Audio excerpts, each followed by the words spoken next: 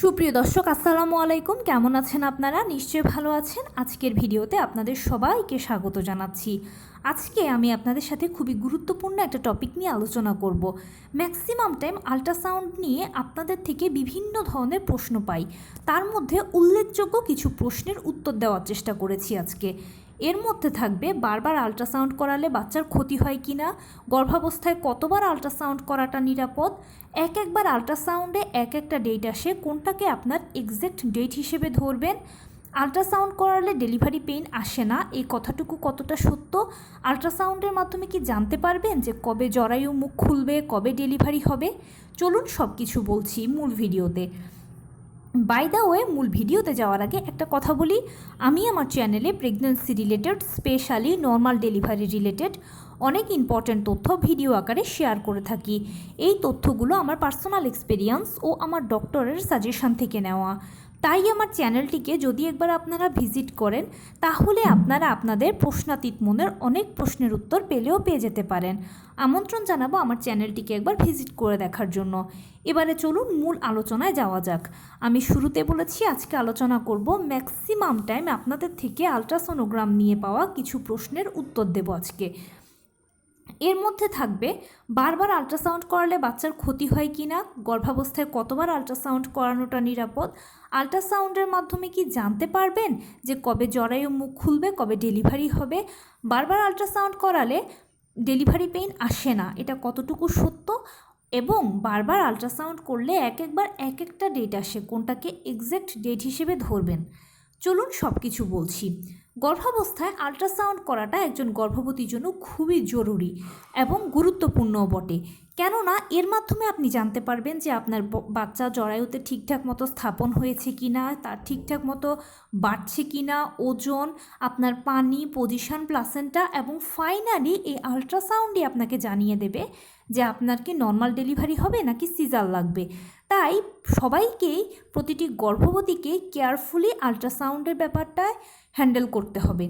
আপনি যখন প্রথম কনসিভ করবেন তখন আপনাকে একজন নাম সর্বস্ব নয় ভালো ডাক্তার চুজ করতে হবে। সেই ডাক্তারের আন্ডারে থেকে প্রথম থেকে শেষ পর্যন্ত যদি আপনি আপনার ডেলিভারিটাকে শেষ করতে পারেন এবং ফাইনালি ওনার মাধ্যমে যদি ডেলিভারিটা করাতে পারেন, তাহলে আপনার সবথেকে বেশি সুবিধা হবে, ভালো হবে। কারণ প্রথম থেকে শেষ পর্যন্ত ওই একজন ডাক্তারের আন্ডারেই যদি থাকেন, তাহলে সুবিধা অসুবিধা সব কিছু তার সাথে বন্ধুর মতো শেয়ার করতে পারবেন। প্লাস ডাক্তারেরও আপনি নলেজে থাকলেন, ভালো মন্দ সব কিছুই আপনার সুবিধা হলো এবং ওনার মাধ্যমে ডেলিভারি হলে আপনিও শান্তিটা পাবেন। এখন আপনি যখন প্রথম কনসিভ করবেন, তখন আপনি ডাক্তারের কাছে গেলে ডাক্তার আপনাকে প্রথমেই আল্ট্রাসাউন্ড দেবে। এটা হচ্ছে আপনার প্রথম আল্ট্রাসাউন্ড। গর্ভাবস্থায় একজন গর্ভবতীকে 4বার আল্ট্রাসাউন্ড করতে হয়। প্রথম কনসিভ করার পরে একবার, 5 মাসে একবার, 7 মাসে একবার, 9 মাসে একবার। প্রথম কনসিভ করার পরে আল্ট্রাসাউন্ডটা এই জন্য করানো হয়, দেখা হয় যে বাচ্চা ঠিকঠাক মতো জরায়ুতে স্থাপন হয়েছে কিনা। অনেকের বাচ্চা দেখা যায় জরায়ুতে স্থাপন না হয়ে ফেলেপিনাল টিউবে স্থাপন হয়। এরকমটা হলে কিন্তু ওই প্রেগন্যান্সিটা আপনি ক্যারি করতে পারবেন না। তাই জন্য দেখা হয় যে বাচ্চাটা ঠিকঠাক মতো জরায়ুতে স্থাপন হয়েছে কিনা, প্রেগন্যান্সিটা ঠিকঠাক মতো শুরু হচ্ছে কিনা। 5 মাসে এই জন্য আল্ট্রাসাউন্ড করানো হয়, দেখা হয় যে বাচ্চার ঠিকঠাক মতো যেই স্ট্রাকচার তৈরি হওয়ার, মানে হাত পা চোখ কান নাক মুখ এগুলো তৈরি হয়েছে কিনা। মোটামুটি 4 মাস পর্যন্ত একটা বাচ্চার একটা স্ট্রাকচার তৈরি হতে থাকে, আর 5 মাসে আল্ট্রাসাউন্ড করলে এটা আপনি প্রপারলি জানতে পারবেন আপনার বাচ্চাটা সুস্থ সবলভাবে আপনার গর্ভে আছে কিনা। এরপরে তৃতীয়বার 7 মাসে করাবেন একবার। 7 মাসে এই জন্য ডাক্তার আপনাকে আল্ট্রাসোনোগ্রাম দেবে যে আপনার এই সময় পানি, পজিশান, প্লাসেন্টা সব কিছু ওকে আছে কিনা, বাচ্চার যেরকম গ্রোথ হওয়ার সেরকম হচ্ছে কিনা, ওজনের ব্যাপারটা স্পেশালি এখানে চেক করা হয়। আর 9ম মাসের শেষ আল্ট্রাসোনোগ্রামটার মাধ্যমে তো ধার্য হবে আপনার কি নর্মাল ডেলিভারি হবে নাকি সিজার হবে। কারণ শেষ আল্ট্রাসোনোগ্রামে যদি দেখা যায় যে বাচ্চার পানি ঠিক আছে, পজিশান ঠিক আছে, প্লাসেন্টা ঠিক আছে, ওজন ঠিক আছে, সব কিছু ঠিক আছে, বাচ্চাও গর্ভে সার্বিকভাবে সুস্থ আছে, তাহলে ইনশাল্লাহ আপনার ডেলিভারিটা নর্মালে হবে। আর যদি কোনো সমস্যা থাকে, যেমন বাচ্চার উল্টো পজিশান আছে, বাচ্চা দুর্বল আছে, বাচ্চার গলায় নাড়ি পেঁচানো আছে, বা অন্য কোনো সমস্যা আছে, এরকম যদি কিছু হয় তাহলে সিজার করাতে হবে। আপনি যখন একজন ডাক্তারের কাছে যাবেন তখন ডাক্তারই আপনাকে পরপর সময় বুঝে এই 4বার করাবে। এছাড়া অন্য কোনো সমস্যা যদি কোনো মায়ের থাকে বা কোনো সমস্যা যদি ফিল করেন, যেমন কোনো মা তার বাচ্চার নড়াচড়া বুঝতে পারছেন না বা কোনো মায়ের কাছে খুব বেশি অস্বস্তি লাগছে, কোনো সমস্যা হচ্ছে, তখন সেক্ষেত্রে সময় সুযোগ সুবিধা বুঝে ডাক্তার আরও আল্ট্রাসাউন্ড দিতে পারে। এবারে প্রশ্ন করে অনেকে যে আপু বারবার আল্ট্রাসাউন্ড করলে বাচ্চার কি কোনো ক্ষতি হয়? না, বারবার আল্ট্রাসাউন্ড করলে বাচ্চার কোনো ক্ষতি হয় না। আল্ট্রা প্লাস সাউন্ড আল্ট্রাসাউন্ড এটা হচ্ছে একটা উচ্চ শব্দের মাধ্যমে আপনার গর্ভের ভেতর বাচ্চাটাকে অবজার্ভ করা হয়, তাই এখানে বাচ্চার কোনো ক্ষতি হয় না। এটা যেহেতু একজন গর্ভবতীর উপরে অ্যাপ্লাই করা হবে, সেজন্য এটা ওভাবেই তৈরি করা হয় বা প্রক্রিয়াটা ওই রকম।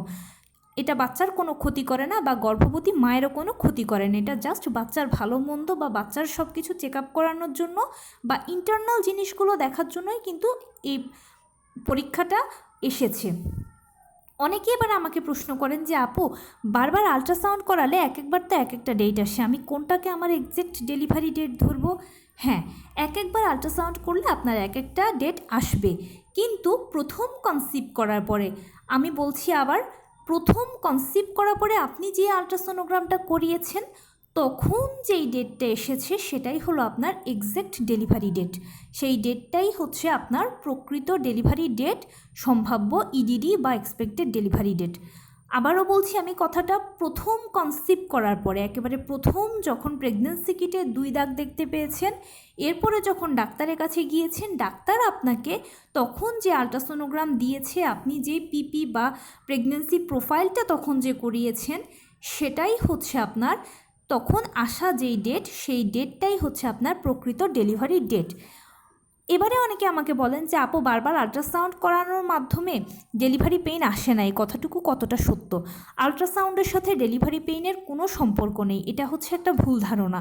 কারণ নর্মাল ডেলিভারি হলো একটা প্রাকৃতিক পদ্ধতি, এখানে জোর করে ডাক্তার দিয়ে টানা হ্যাচড়া করে কোনো মতেই কিন্তু কিছু সম্ভব নয়। প্রথম থেকে শেষ পর্যন্ত প্রতিটি ধাপ প্রাকৃতিকভাবে শুরু হয়ে প্রাকৃতিকভাবেই শেষ হবে। তাই আল্ট্রাসাউন্ডের সাথে নর্মাল ডেলিভারি বলুন, ডেলিভারির প্রক্রিয়া বলুন, পেইন আসা বলুন, এগুলোর কোনো সম্পর্ক নেই। আল্ট্রাসোনোগ্রাম হচ্ছে জাস্ট আপনার গর্ভের সন্তান ভালো আছে কিনা, তার সব কিছু ঠিকঠাক আছে কিনা ততটুকু দেখার জন্য। তাই বারবার আল্ট্রাসোনোগ্রাম করলে ডেলিভারি পেইন আসে না, আসতে দেরি হয়, এগুলো ভিত্তিহীন কথাবার্তা। এবং সর্বশেষ যে প্রশ্নটা করেন আপনারা, আপু আল্ট্রাসাউন্ডের মাধ্যমে কি আমি জানতে পারবো যে কবে জরায়ু মুখ খুলবে, কবে আমার ডেলিভারি হবে? না, আল্ট্রাসাউন্ডের মাধ্যমে এটা আপনি জানতে পারবেন না। আমি বারবারই এক কথা বলছি যে আল্ট্রাসাউন্ড শুধুমাত্র আপনার গর্ভের সন্তান ভালো আছে কিনা, ঠিকঠাক আছে কিনা, পানি পজিশন, প্লাসেন্টা ঠিক আছে কিনা সেটা দেখার জন্য। জরায়ু মুখ খুলছে কিনা, খুলবে কিনা, ডেলিভারি হচ্ছে কিনা, হবে কিনা, কখন হবে, কোন তারিখে হবে, এগুলো আল্ট্রাসাউন্ডের মাধ্যমে জানা যাবে না। বারবারই বলেছি, কিছুক্ষণ আগেও বলেছি আমি কথাটা, নর্মাল ডেলিভারি হলো একটা প্রাকৃতিক পদ্ধতি, এখানে জোর করে ডাক্তার দিয়ে ওষুধ খেয়ে কিছুই হবে না, সম্পূর্ণ প্রাকৃতিকভাবে এখানে সকল প্রক্রিয়া শুরু হয়ে শেষ হবে। তাই এটার জন্য অন্য কিছু নয়, আপনাকে প্রাকৃতিকভাবে প্রস্তুতি নিতে হবে। নিয়মিত হাঁটাচলা করবেন, টুকটাক ব্যায়াম করবেন, আপনি সারাদিনে যা যেরকম কাজকর্ম করেন সব কিছুর মাঝে যেন হালকা ফুলকো কায়িক শ্রম থাকে সেটা নিশ্চিত করবেন। নিজেকে সেফ সিকিওর রেখে যদি হালকা ফুলকো ব্যায়াম করতে পারেন, আপনি যা যতটুকু জানেন যদি সেই ব্যায়ামটুকু করতে পারেন তাহলে করবেন ভালো, আর যদি না করতে ইচ্ছে হয় বা ভালো না লাগে তাহলে কোনো প্রয়োজন নেই। সকালবেলা ঘুম থেকে উঠে 30 মিনিট হাঁটাচলা করবেন, কিছুক্ষণ বাটারফ্লাই স্টাইলে বসে থাকবেন, ছবিতে দেখানো স্টাইলটা বাটারফ্লাই স্টাইল। দুপুরবেলা খাবারে পরে 30 মিনিট হাঁটাচলা করবেন, কিছুক্ষণ বাটারফ্লাই স্টাইলে বসে থাকবেন। রাতের বেলা খাবারে পরে কিছুক্ষণ হাঁটাচলা করবেন, এরপরে বাটারফ্লাই স্টাইলে বসে থাকবেন, লো কমেটটা ব্যবহার করবেন।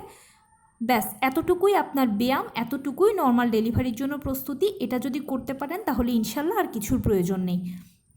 অনেকে বলেন যে আপু 30 মিনিট হাঁটতে কষ্ট লাগে, তাহলে 10 মিনিট হাঁটুন, 15 মিনিট হাঁটুন। আপনি আপনার সময় সুযোগ মতো হাঁটা চলা, টুকটাক কায়িক শ্রম করলেই হবে। এবং তার পাশাপাশি পুষ্টিকর খাবার খাবেন, নিয়মিত মাছ, মাংস, দুধ, ডিম, হলুদ ফলমূল, সবুজ শাকসবজি, লাল জাতীয় খাবার, ওমেগা 3 ফ্যাটি অ্যাসিড সমৃদ্ধ খাবার, কলা, খেজুর, বাদামের মতো ফলগুলো খাবেন। সেই সাথে প্রতিদিন কুসুম গরম 1 গ্লাস দুধ ও 2টো করে ডিম খাবেন। ডাক্তারের দেওয়া আয়রন, ভিটামিন, ক্যালসিয়াম ওষুধগুলো নিয়মিত সেবন করবেন। 12 থেকে 14 গ্লাস পানি খাবেন। ব্যাস আপনার একেবারে 100% নর্মাল ডেলিভারি প্রিপারেশন হয়ে গেল। আর আপনি যেই ধর্মের অনুসারী হন না কেন, বেশি বেশি করে উপরওয়ালাকে ডাকবেন। এতটুকুই নর্মাল ডেলিভারির জন্য প্রয়োজন। এতটুকু করলেই ইনশাল্লাহ নর্মাল ডেলিভারি হবে, যদি আপনার বাচ্চার এবং আপনার সব কিছু ঠিক থাকে। তো এই ছিল আজকের ভিডিও। কেমন লাগলো বলুন? যদি ভালো লেগে থাকে ও হেল্পফুল হয়ে থাকে তাহলে প্লিজ লাইক, কমেন্ট, শেয়ার করতে একদম ভুলবেন না। আর সেই সঙ্গে আমার চ্যানেলটিকে সাবস্ক্রাইব করার বিনীত অনুরোধ রইল। পাশে থাকা বেল আইকনটি ক্লিক করে দেবেন, যেন আমি ভিডিও আপলোড করার সাথে সাথে আপনারা নোটিফিকেশান পেয়ে যান। যদি কোনো প্রশ্ন থাকে কমেন্টসে জানাবেন, আমি রিপ্লাই দেব। প্লাস যদি কোনো পরামর্শ থাকে যে কোন বিষয়ের উপরে ভিডিও বানালে আপনারা উপকৃত হবেন, সেটাও জানাবেন। আমি আপনাদের পছন্দের সর্বোচ্চ প্রায়োরিটি দেব। ভালো থাকবেন, সুস্থ থাকবেন। আসসালামু আলাইকুম।